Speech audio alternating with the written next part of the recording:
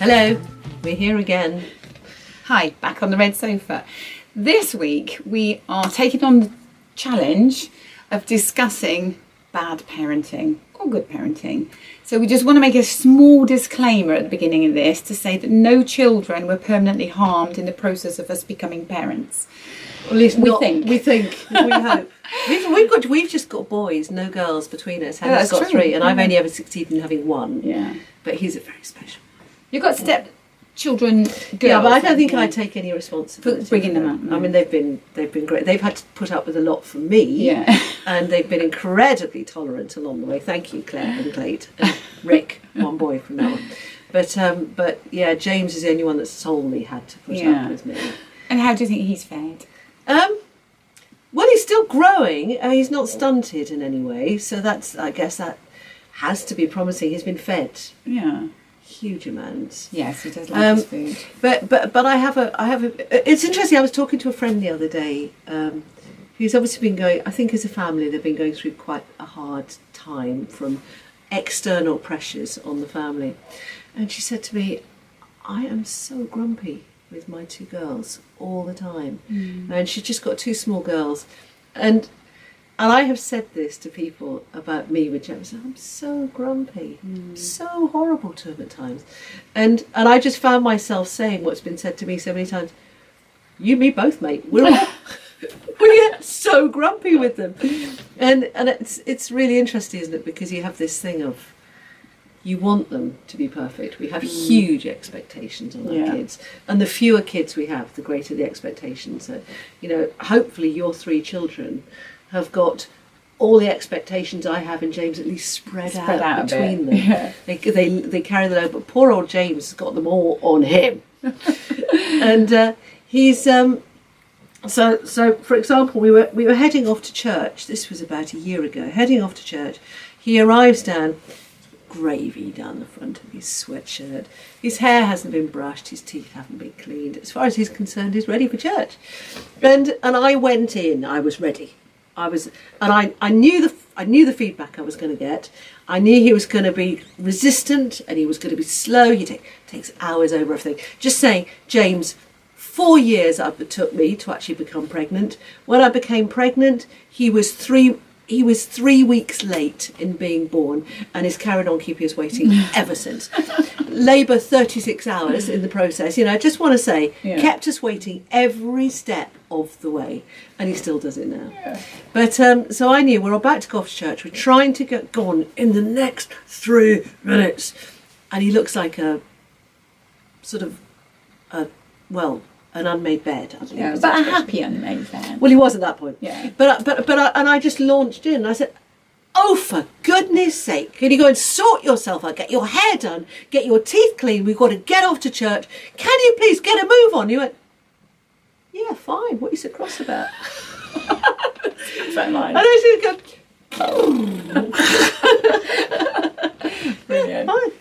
But the thing is, I think it's good for our children to know that we're not perfect and we are all human, and actually sometimes things do really get to us, but I think as long as you're honest about it and don't try and cover it up and say sorry occasionally. I say sorry I say sorry a lot, and just say, look, really sorry, Mum was in a bad mood, really tired, sorry that I snapped, and I'm tired and it's all your fault. Yeah, and I'm tired because I've got 3 children. I'm not allowed to say it's all your fault, am I? I'm not allowed to do that. No, but again, this is what I was saying. There is no manual for bringing up children. You can't just flick through the book and go, right, okay, no, I know how to deal with this situation. And even if this situation comes up twice, it's never the same. I tell you what. We took James skiing. He was desperate to go skiing. And he took to skiing like a duck to water because he was 6 at the time. So low centre of balance. Mummy and Daddy both tall and unathletic. Well, actually, Daddy's pretty athletic. But Daddy could only turn in one direction when he was skiing. This is nothing to do with bringing up children. But and I just fell over a lot and I would bail out. But James just absolutely took to it. But the first day, top of mountain, it is grey, it is cold. In fact, it's kind of drizzling most of the day, sort of light snow all day. Yeah. And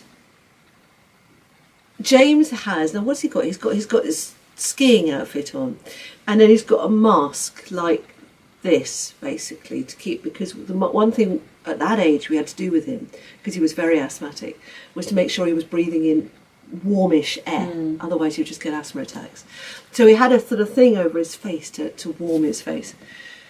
And we came off that mountain, and I suddenly realised that he had burnt, no, he had goggles there, so he had 2 patches here where the skin had been exposed. And it was snowing. It never entered my head that he would burn. Yeah. And the following morning, he had blisters. Oh, wow. Absolutely horrific. And, you know, I didn't sleep all night because I realised this was happening. First thing we did, got up, public transport, get on a bus, go and find a doctor. We found a French-speaking doctor. Didn't speak any English.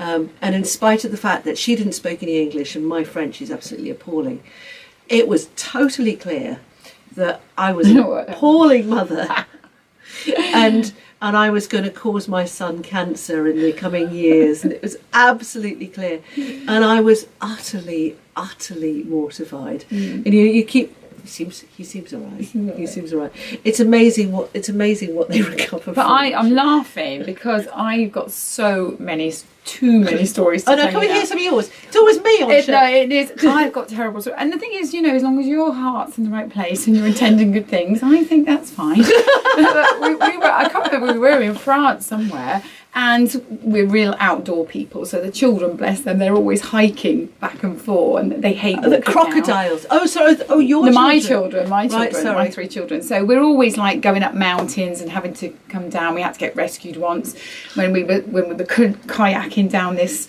river, and this electrical storm came in, and Harry had only just been diagnosed with type 1 diabetes, so they took him away and I had to paddle back and find him. So it was all horrendous. But so we're talking about doctors. Harry had a big tick in the back of his neck. Yeah.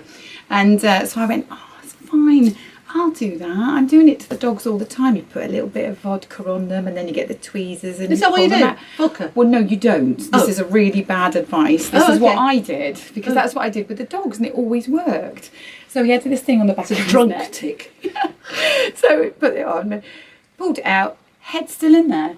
So I've taken the tick off and the head's still in there. Really bad idea. So we had to go to this hospital, and bless them, they had to get a scalpel out and literally do surgery on this poor child to remove this head of this thing.